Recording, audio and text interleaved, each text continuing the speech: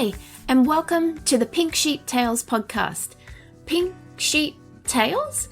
What's this all about, I hear you ask? Well, the name is based on the old saying, black sheep of the family, and tales, T-A-L-E-S, is a play on words because we'll be hearing people's life stories.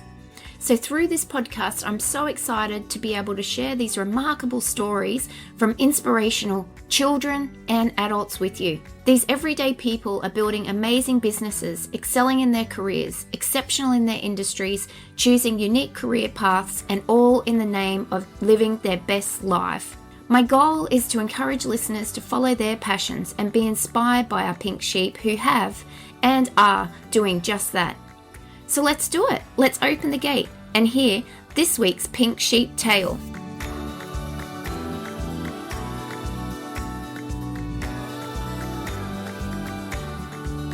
Hi everyone, and welcome to this week's episode of Pink Sheep Tales. It's a bit different this week. I've got two special guests with me, Jo and Nathan, who I'll introduce in a moment. Jo and I met socially, sort of, and then became business acquaintances, and through Jo, obviously, I've now met her husband. Both Jo and Nathan are following different career paths in different settings, and it's a lot of things I think a lot of people would aspire to be able to have their personal and professional lives running like. So I'll introduce you first, Jo, and Jo's podcast producer. So hi, Jo. Hi, Christine. How are you? I'm good. How are you? Yeah, pretty good. Thank you. I'm pretty excited because you've just told me this is your first podcast. So you edit them. I've edited loads. I've edited hundreds and hundreds of podcasts, but I've never actually been on one myself. So it's pretty fun to be a part of it, I think. Yeah. Oh, so thank you so much. This makes it even more special. So thanks for having me. Oh, you're welcome. Thank you. And Nathan, your husband, how are you? I'm well, thanks. Nathan, you're a YouTube gamer. That's right. Yes. Let's get straight into it. And what we were thinking about doing first is giving a little brief history of both of you and sort of how you came to be in these unique careers. And then we'd sort of move on to pros and cons of working from home, being married, and having these unique careers, and little tips along the way that you've learned, or tips that you think other people might be looking to follow in your career paths that might help them along the way. So, Nathan, would you like to start? Okay, sure. So, Jo and I met at university. We studied the same degree, and we continued to branch out after university, and I did various jobs. I've always wanted to work for myself. I did a video editing business, like freelancing at first, and that failed. And then I was in sales for a bit. And while I was in sales, I was also doing YouTube gaming. And eventually it got to the point where I took a leap of faith, I guess, where I estimated that my current growth would actually exceed my sales income. And so I quit the sales jobs and focused on YouTube. And it did. And I kept going from there. And that was in 2013? That was when I started YouTube gaming. That wasn't when I did it full time. It was actually not until 2015 that I actually did it full time. Oh, okay, cool. And we were mentioning, because we've had quite a long conversation before we started the podcast, so we have to remember everything that we were talking about before the podcast to let everyone know all that awesome information we were talking about. So you were saying at school you had a really keen interest in video games back then? So basically I was the typical kid that just played video games all day long. I didn't really concentrate very much as I should have at school. Rather than do my homework, I always prioritized video games, and my parents would always say, oh, stop playing video games. You can't do that for a living. Yeah. Well, I showed them. Well, you certainly did. Yeah. You certainly did. Oh, thank you, Nathan. Okay, so Jo, a little history on yourself? Yeah, so after university, I worked in radio for a while. So did a few years, various different radio stations as a producer. And one day I got a message from somebody that I'd met in radio who was starting a podcast and wanted somebody to help with the production and the editing and that back end side of it. And I was like, oh, okay, I'll do that as a bit of a side hustle. It wasn't going to be full time or anything, but I was like, yeah, I can do that in addition to what I'm doing. And then I never really, well, it's not that I didn't want to, but I never really had a goal to work for myself. I was very happy working for bigger companies and having that security that comes with it. But then I guess the podcasting thing just got bigger and bigger. As you know, podcasting has become an industry of its own.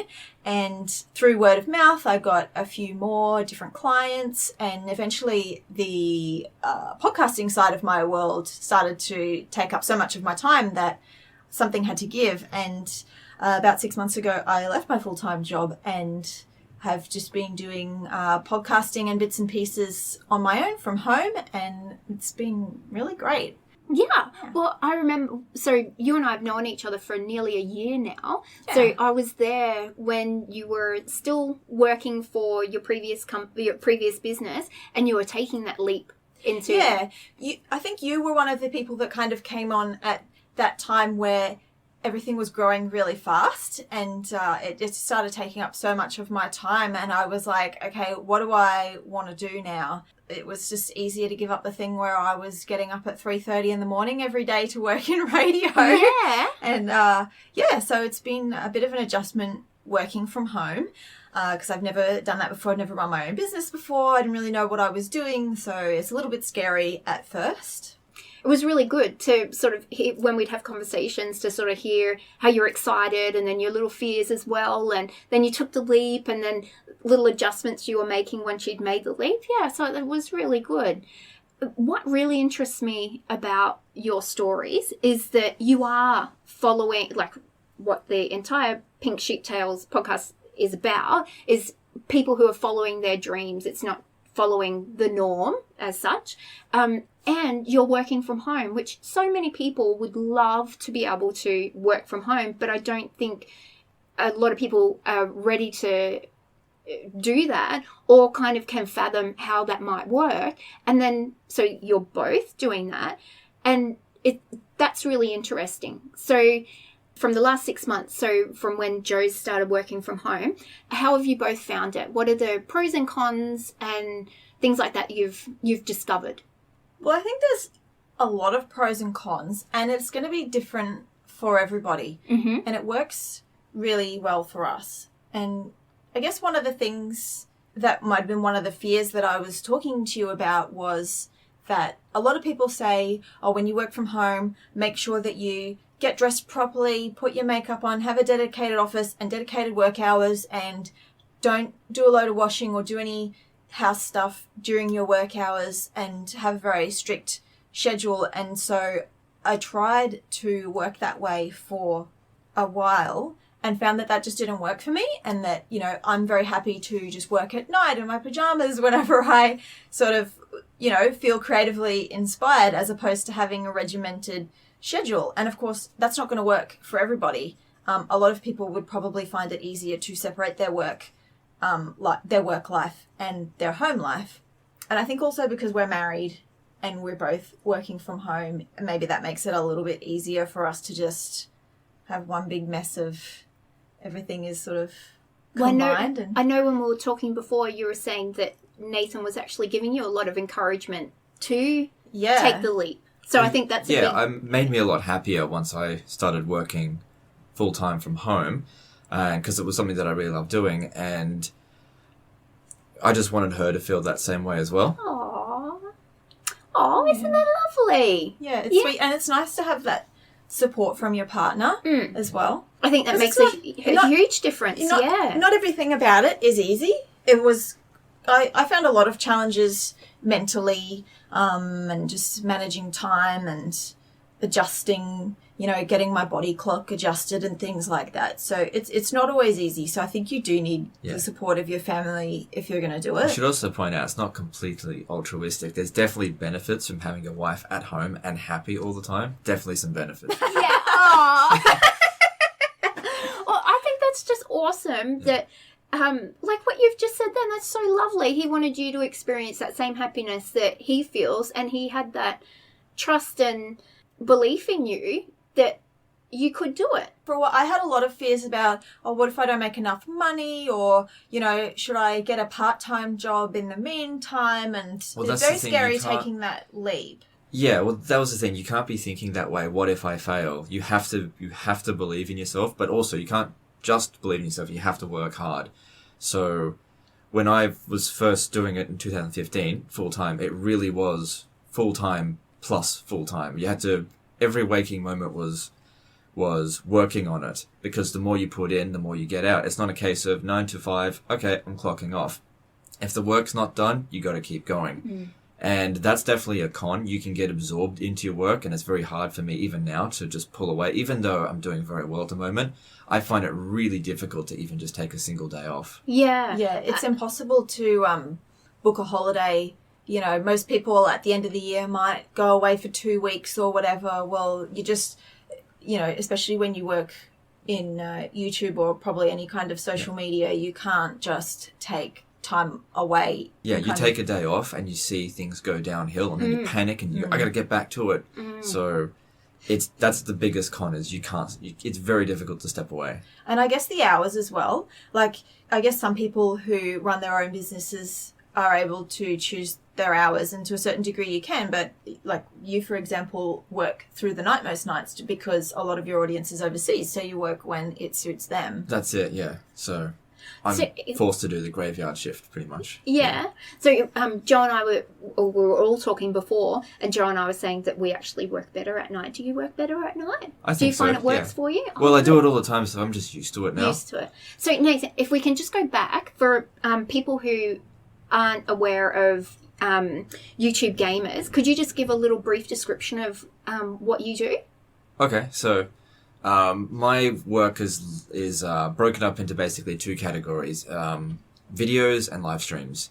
So the way I work is I start my work day roughly around 8 p.m. and that's where I create videos from 8 p.m. till about 12 p.m. I've got a regimented time and where I release a video, which is 10 p.m. It has to be 10 p.m. every day. And then I start my live streams at 12 p.m. and I go until 6 a.m. That's when I stop. Sometimes I go over, like if I've got extra viewers more than normal or something like that, I'll keep going because, you know, the more I put in, the more I get out. And but I do find if I go too far over, I'll be exhausted the next day, so it's a balancing act. But I sleep during the day. Isn't it? It's completely different. Like some people who go to work and don't enjoy their job can't fathom that your job would be all-consuming and you would not want to take a day off from it. Isn't it fantastic that you both can do careers where you're like, no, I want to keep going. Like, oh, I'm awake at whenever I want to do my work. The thing is, like, the mind will want to keep going, but the body will just give out. And eventually you just get exhausted. Like, you're there in the middle of a video and you actually have a mini blackout, and then you think, I should probably have a coffee and then keep going. Not that we're advising. Or a nap. Have a nap. Have a nap. Yes, so your viewers watch you engage in gaming and learn from you. I basically just play the game, and because I'm quite skilled at what I do make guides. I don't enjoy making the guides, but they're useful for the channel, so I do them. But for the most part, I just play the game at a particularly high level, and people watch me play and learn from that. Fabulous. I was really interested in one of your videos because this is a whole new world for me, gaming. Like I think the last time I might have gamed, if that's what you say, was like Duke Nukem. Are you even old enough to remember? I used to play Duke Nukem when I was a kid. Oh, it was the best. Yes, we loved that. Oh, I loved Duke. I'm so good at it on the computer. Oh, and his little boxy body and all the little boxy animation. I was just like, this is so full on. Whoa. So that's when I started looking at the modern games, which look like reality, look like real videos and everything. The graphics have improved a lot. Oh, they have since old Duke or Space Invaders. Little dots. Yep. That was pretty amazing too. Got myself a little bit lost. You were watching one of my videos? Yes, your one. Thank you for that. Your one on goals. So you had found that you'd started your full-time career on YouTube and building your subscriber base, and then you'd kind of felt like you'd gotten into a plateau? Yeah, you get into a rut because if you just keep doing the same thing, people will just get bored of it. So being on YouTube, you have to constantly innovate. You can play the same game for years if it's popular enough, but you have to change the way you do things. So one thing that helps with that is setting goals, and that just keeps you on track. Otherwise, I've seen it with a lot of people, they just lose motivation and eventually they just give up. Mm. You've got a really good analogy, which you will love, because it's about sheep on YouTube. So as a content creator, you're essentially a shepherd, right? And other content creators are other shepherds. And your job as a shepherd is to get as many sheep as possible, but you have to keep them in your yard. And if you don't pay attention to the sheep, or if you take a day off, yeah, the sheep will wander into somebody else's yard. And it's very much a case that when you're on YouTube, you build up a very loyal following. And so you have to be attentive to that. And if you're not, you'll lose them. Oh, well, that is a good analogy. I thought it was pretty cool. Yeah. So in that video from late last year where you were goal setting, you had made these goals for you because I think the last 18 months your channel's done really, really well. That's right. And you're moving along at a fast pace there, and you wanted to start keep the momentum going and also challenge yourself and have these goals throughout the year and years to come. Sure. You were saying if you reached that goal, your subscribers were going to receive something. Yeah, that's it. You got to give them an incentive to actually hit that subscribe button, because being on YouTube these days, you don't actually have to subscribe to the person that you're watching. And in all honesty, having a certain number of subscribers doesn't actually guarantee any degree of success. It's more about views than subscribers. But the reason why I push for subscribers is just to push myself to keep going. And it's really just a prestige thing, which is helpful because on YouTube, it's all about momentum. And if you lose that energy, it shows in your videos. But that prestige thing with subscribers also helps to get sponsorships as well, because often companies will look at the number of subscribers as opposed to the number of views. Yeah, it definitely does, yeah.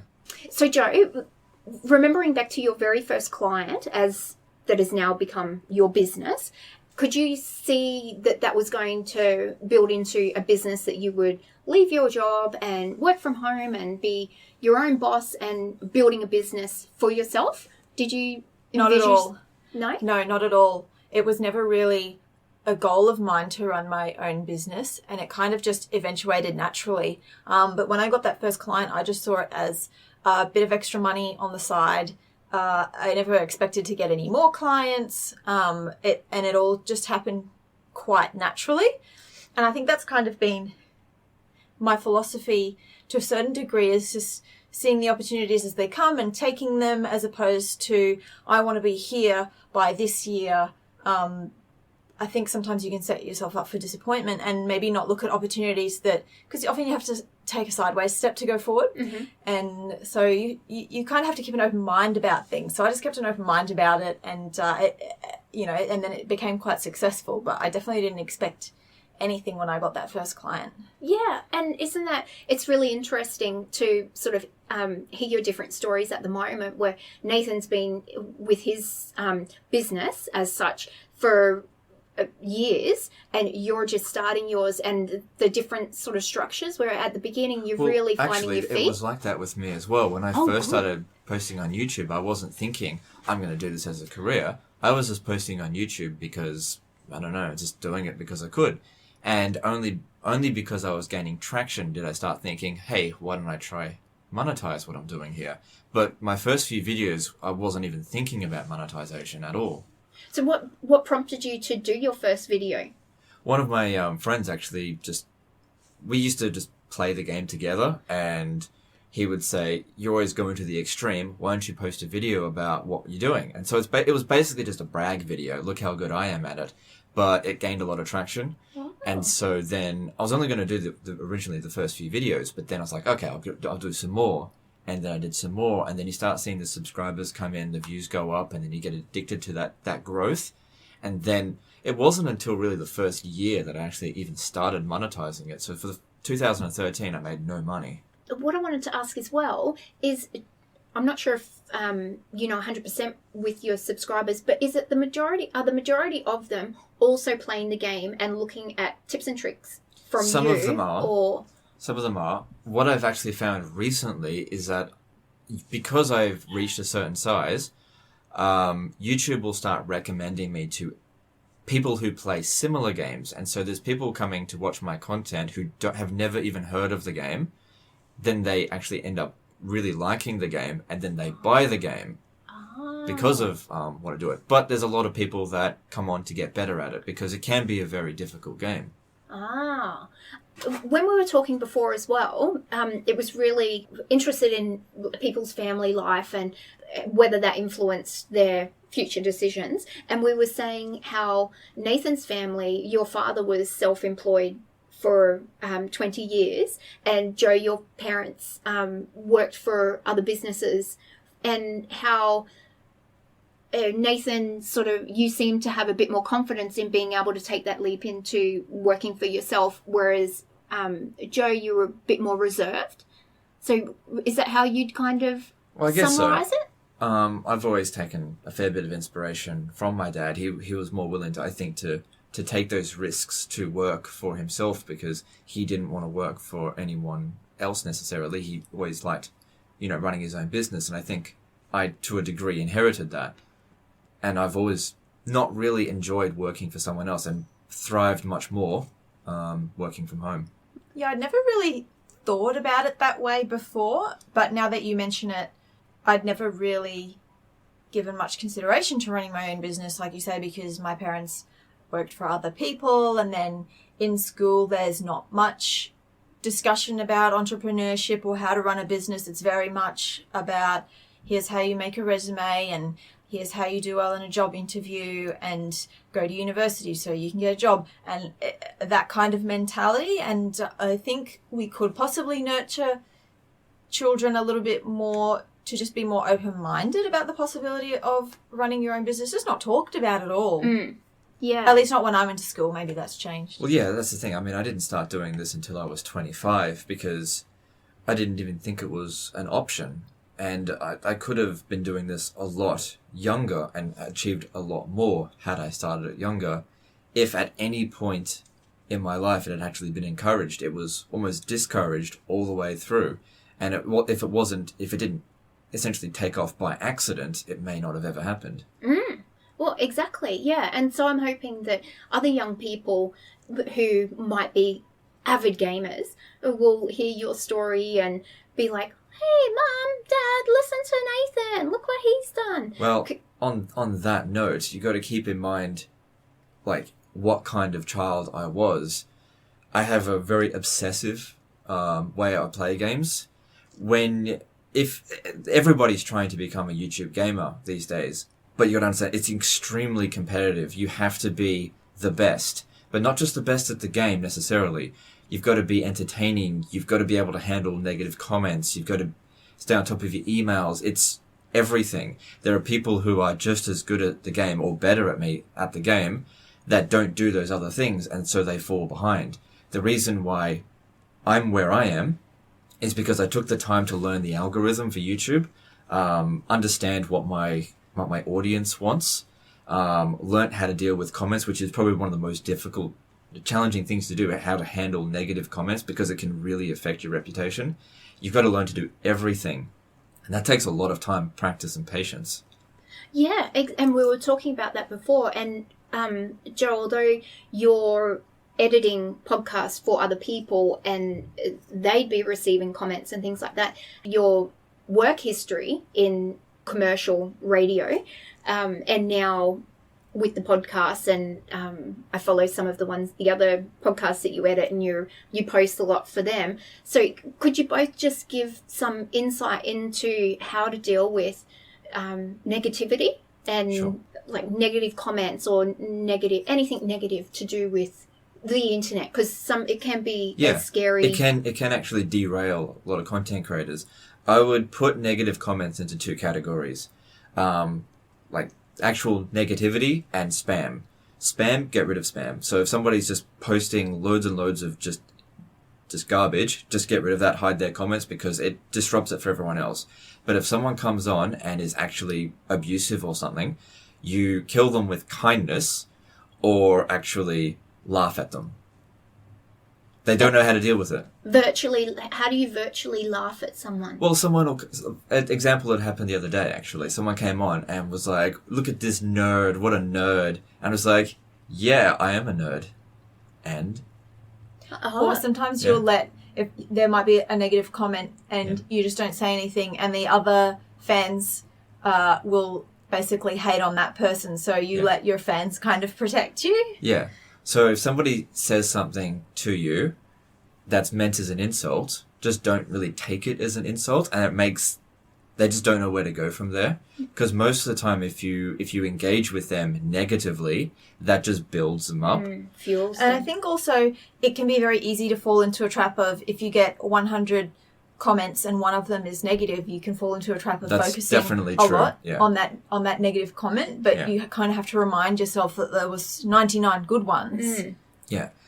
So when there is a negative comment, just leave it.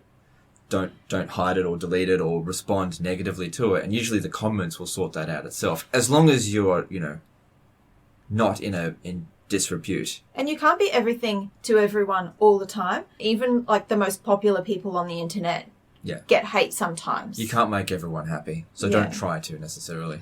That's a good tip. And I think one thing that, like how we're saying that being business minded or entrepreneurial isn't necessarily nurtured as much as we all think it should be in school. Another thing is resilience in school as well. So giving kids that it's not your issue, it's their issue, who knows what's going on in their life at the moment, sort of ability to, like you say, just forget about it, kill them with kindness. I actually think this is something that kids who are going, school-aged kids at the moment might be a lot better at than people our age, because they've grown up with the internet and the online bullying and trolls that come with that. So I think because they are a little bit more native to it, they might be a little bit better at dealing with it. Oh. The online bullying that goes on at the moment is very terrifying to me. I mean, when we went to school, you might get bullied at school, but then you'd go home to your family and it would stop. Whereas now it just continues 24/7 because they can do it on the internet. Yeah. And people, I think, can be a lot harsher because they might be more anonymous behind a keyboard. People say things online that they would never say to your face. And that actually brings up another point. When dealing with the prospect of online bullying, content creators can get bullied as well. And so as a content creator, you have to remain very private with a lot of your beliefs, very essentially narrow focused. I do gaming. That leaves no room for talk about politics, religion, all of that stuff. It doesn't exist in my world, because as soon as I open up with that stuff, it leaves me open to attack, but also potentially offends my viewer base, which otherwise wouldn't have. So as a content creator, you can't just unload everything that's maybe going through your mind on your audience. Same thing with like personal life issues. You can't. If I have a fight with Joe, I can't come onto the internet and be like, my wife's giving me the shits or something like that. Can't do that. You do see other content creators, especially on Twitter, post personal things or complain about their channel not doing well or whatever. And they shouldn't do that. It should just keep it professional. To be honest, the audience doesn't really care. No, they don't care. They don't care how successful or whatever you are. Don't be posting things like, I didn't make as much money this month. Woe is me. That's your problem. It's not their problem. All they want you to do is make the content, and that's what you got to focus on. That's right. So do you have a friendship base of other creators? A little bit. Not a hell of a lot, but a couple of people that I collaborate with every now and again. And what about you, Joe? Do you know many other people who are producing podcasts? Yeah, I didn't when I started, but I've since there's some really good Facebook groups and communities for anyone in any of these industries, which are really, really good to join, because a lot of people giving bits of advice and asking for help. And I guess for anyone starting a business or maybe feels a little bit lost, like see if there's a Facebook group for people in your community or, you know, some other online forum or just local other business people, because, you know, like I knew people in radio, but I didn't really know anyone else doing exactly what I'm doing. So I sort of met a few people through online forums, and that's been really helpful just to sort of have somebody else that can relate, because it's very Bounce hard. ideas off. Yeah, and it's very hard when a lot of people don't really understand what you do, because both of us work in these kind of new age industries that didn't exist 10 years ago. So it's like, for example, it was very hard for us to find an accountant who understood what we do, you know, so it can be good for, you know, finding other people who are on the same playing field and you're all kind of learning together. Whereas I guess in the real world, a lot of people just go, you do what? But how do you make money from that? And it's like, oh, I have to explain my whole life to you. Yeah. Or even people who come on and watch you think that it should just be a hobby, not a job, and they don't realize how much actual work goes into it. They think that, oh, that's a 15-minute video, you just put 15 minutes into that. There's so much work that goes into it. But at the same time, you can't really necessarily get angry at them because they just don't understand. It's not their job to understand. It's not their job to understand, But it is nice to have other people, like-minded people who are doing the same thing, just as a support network. Yes. Yeah. I loved when Marie Kondo came out, because it made, when people say, because usually if I say I'm a professional organizer, they're, oh, you organize events. I'm like, oh, no. And then break into your spiel of what you actually do. So now I go, you know Marie Kondo? And they're like, yeah. I'm like, that. And it's condensed the explanation down to a minimum and gives them they've got that little show to reference. And I'm like, that's a good start. Just, that's what I do. And it does make it easier. But yeah, people are like, and people pay you to do that. Exactly what you said is a lot of the time. With what you do, and it's probably the case with most businesses, about finding that niche. Like you've found a niche, and you know, people might be surprised, oh, why do people need to pay you to do that? Yeah, that's a big thing with there are some people that need help with that. You just get paid to play games. How is that fair? Well, you can monetize just about anything in this world if you find a way to monetize it. That's what it is. Yeah. I don't necessarily get paid to play a game. I get paid based on watch time because people watch the ads. That's where I get paid. I get paid through advertising. That's how I'm monetized. You're paid also to entertain and educate people. Sure, but the whole goal of that is to get them to watch. Yeah. As they're watching an ad is played, I'm essentially just as much in advertising as I am in gaming. Yeah. That's how it's monetized. So with anything that you do these days, if you're really good at it, you can get paid as long as you find the right way of monetizing it. And separating yourself from, maybe if you're in a saturated market, separating yourself some way so you stand out. That's another thing as well, I suppose. You got to find your niche. Sometimes joining into a very popular but oversaturated market might actually be less profitable than breaking away into a smaller niche. Exactly, yeah. And our listeners might be able to hear your little puppy Gemma. She's like, I want to be interviewed. She's so friendly and cute. But one of the pros you'd said to me before the podcast is that someone's always here with her now. So she's getting much, much, much more love because you're both always here. Yeah, it's definitely better for her to always have somebody home. And that might be something for people who have kids as well. I don't know what it would be like. We don't have children, but I imagine other people in our position who had kids might find it a little bit easier to juggle that work-life balance and, you know, maybe finding the time to look after their kids at home more. That could be another pro for some people if you can manage your time that way. Yes. And exactly, like if you did have children and you liked working at night time, like yourselves do, you would have that, I can drop them off at school, pick them up, and definite flexibility in time.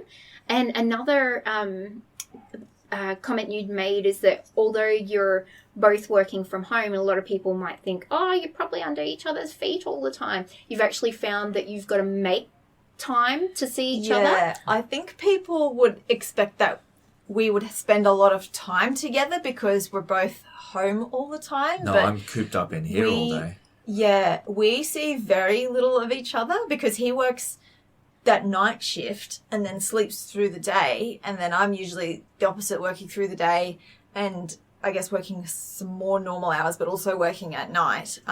You do have to make time for meals and date night and that kind of thing because, yeah, we probably see each other less now. Yeah. Do you find that, Nathan? Yeah, we probably see each other less now than when you were working away from home. Yeah. I think too, for people who are entrepreneurs and couples who are both doing it, it's seeing that investment in, you mightn't be seeing much of each other now, but in the future, setting yourself up that you will be able to see as much of each other as you want because you've been spending all that time, like you've been spending years building up your subscriber base and you're just at the beginning stage getting all your clients together, and it will pay off in the future. Like that's you've got to put the investment in at the start, time, money, whatever it is, to make sure you reach your goals in the future, and you'll be able to have Gemma, have her in I could just see she'd love one of these little baby carriers. I think she'd love. I've got one for her. Oh, do you? Yeah, I'll show you. I'm like, she would love that, I reckon, having a little baby. She loves to be carried and cuddled. And yeah. So do you have any young people that you know who you might be mentoring? Yeah, one of our friends has a kid that's very, very similar to me. And he's still quite young, but he says he wants to be a YouTuber. So I've given him a little bit of advice, but he's still way too young to actually start up his own YouTube channel. Is he looking at gaming or? Yeah, gaming. Oh, yeah. So he's just like me growing up. Glued to the computer screen, can't get away from it. Wants to do it as a career, but he's far too young to do it right now. But I'm open to mentoring him when the time comes. Can you see some changes that may happen in the future already? It's very hard to predict where things are going to go in the future. I think things are going to get a lot more regulated, and it's going to be a lot harder in the future for people to break into it because it's already difficult as it is right now. And the more competition there is, the harder people are going to have to work to break through. But yeah, there's going to be a lot more restrictions and regulations, which will just make the whole thing a lot more difficult, for sure.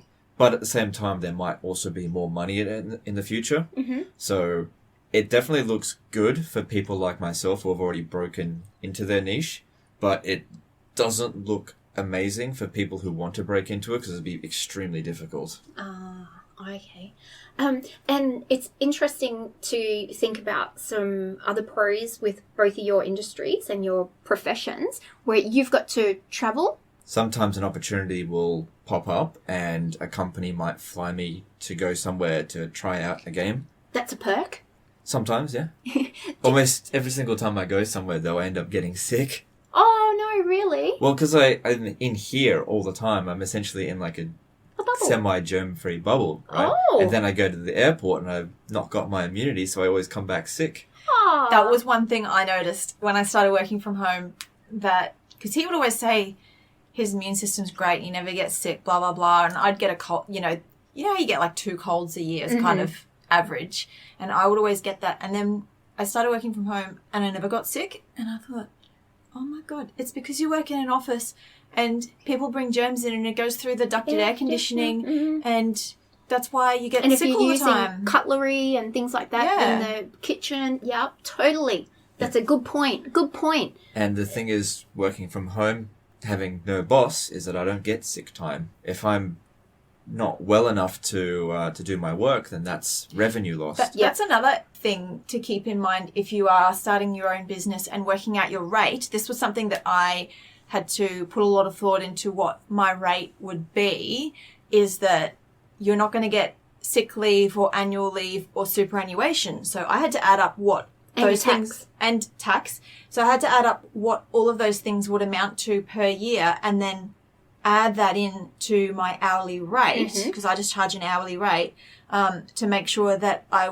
wasn't shortchanging myself as opposed to if I had a full-time job. Yeah, exactly. And that's sometimes people, you'll get different different reactions from everyone when you say you work for yourself. And some people will say, oh, wow, you must just have the life, just always running around the world or just always doing nothing. And it's like, oh, maybe in 30 years, but not right now. Not right now, no. And I think, no, where do you get that idea from? But it is. It's although you're, as we were saying before, Nathan, that whatever you build, it's from you. You get the reward, the satisfaction from that. But it's constant. There's no clocking on, clocking off, and no relying on a boss to generate new ideas or anything. All the success that I might be generating now, I will not get a chance to enjoy that until I essentially retire. Yeah. Yeah. Yeah. And that's a good point to make, that it's not all about rainbows and lollipops. No, I'm not. I don't live the holiday lifestyle. Not at all. It's work day in, day out. But I love what I do, so it's okay. Yeah, and that makes a world of difference. Yeah. And so, Joe, whether it was in your radio life before or podcasting now, have you met some awesome people that you might like to share who you might have met? Do you mean like celebrities? Maybe. Oh my gosh, that definitely in radio. Local or overseas? In my radio days, I met and spoke to... Unfortunately, radio has become a lot more stuff over the phone. So I've talked to a lot more people over the phone, like Matt LeBlanc, William Shatner. Oh, yeah. He would have been interesting. Yeah. The most interesting thing about meeting celebrities, I find... Because I've been doing it for so long now, I don't get starstruck. You sort of have to be cool about it. When they come in, they're working. So you can't be all, oh my God, I'm such a big fan. Can I have a photo? You've got to, that's kind of rude to them. So you have to, you kind of have to be professional with it. But I just love to see what they're like as, especially as a producer and not sort of the star of the show, how they treat you. And there's sort of two schools of, some celebrities are really down to earth and they ask you about yourself as a producer, and you do see other celebrities come in and they are only interested, they're quite rude to you and only interested in doing their PR, and they're a totally different person on air as opposed to what they're like in real life. So I always find it interesting to see what people are like in the real world. Yeah. Oh, cool. So now doing your podcast producing, what are some things that you're like, oh, this is pretty cool as a result of that, doing that work? Is there something? I think it's interesting to me. Maybe this isn't interesting to other people, but I love learning a lot about different topics. And so a lot of my clients are sort of industry podcasts. So they're, I learn a lot about certain industries that I never knew before. So it's just bits and pieces of information